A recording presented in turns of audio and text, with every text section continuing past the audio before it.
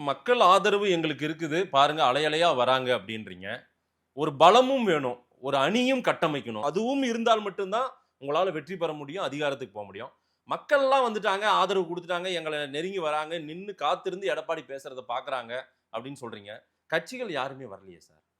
இது வந்து ஒரு திணிக்கப்பட்ட கட்டமைப்பு இது. ஒரு பலமான அணி வேணும். அப்பதான் எதிர்க்க முடியும் அப்படின்னு. முதலாவது நம்மளுடைய எதிரி யாரு? நம்மளுடைய எதிரி திமுக.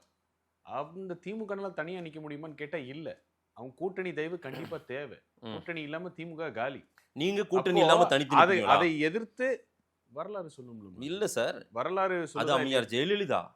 திரு எடப்பாடி பழனிசாமி. 2024 நீங்க தனித்து நிப்பீங்களா? 2024 நாடாளுமன்றம் என்ன ரிசல்ட்? 7 தொகுதியில டெபாசிட் காலி. ஒரே ஒரு நிமிஷம் அதிமுக வரலாற்றுல டெபாசிட் காலியான வரலாறுலாம் ஒரே- இப்ப பாருங்க. நீங்க ஒரு நிமிஷம். கூட்டணிங்கிற தேவை இருக்கிறது திமுக. அப்ப அதிமுக கூட்டணி அமைத்தால் தான் ஜெயிக்க முடியுங்கிற சித்தரிப்பு திமுகவோடது. அந்த சித்தரிப்புங்கிற வலையில நாம இல்ல. மக்கள் ரொம்ப தெளிவாக தான் இல்ல இருக்காங்க. சார், கூட்டணி இல்லாம என்னன்னா, கூட்டணி இல்லாம ஜெயிக்கவே முடியாதுங்கிறது ஒரு கருத்து திணிப்பு. உங்களுக்கு யாரும் கூட்டணிக்கு வரலன்ற உடனே நீங்க இந்த பாயிண்ட்க்கு வந்துட்டீங்க போல. எவ்வளவு ரீல் மதேசிதியே ஓட்ட போறீங்க? யாருமே யாருமே வரல. வரலையே சார். வரல, வராங்க. சார் இனிமே கடந்த வர காலங்கள்ல மாட்டாங்க. உங்களோட இருந்தவங்க கூட ஐயா இனிமே- ஸ்டாலினை பார்க்க போறாங்க இனிமே- சார். இனிமே வர மாட்டாங்க. இல்ல கடந்த காலங்கள்ல உங்களோட இருந்தவங்க ஐயா ஸ்டாலினை பார்க்க போறாங்க. பாக்கட்டும். நேசக்கரம் நீட்டுறாங்க. நட்புக்கரம் மாறிடும் போல தெரியுது போன அலைன்ஸே. உங்க டிபேட்ல அதே கேட்ட கேள்வி தான் இப்போவும். இல்ல இப்ப கூட்டணி புதுசு. இல்ல இது புதுசு. புதுசுக்கே சொல்றேன்.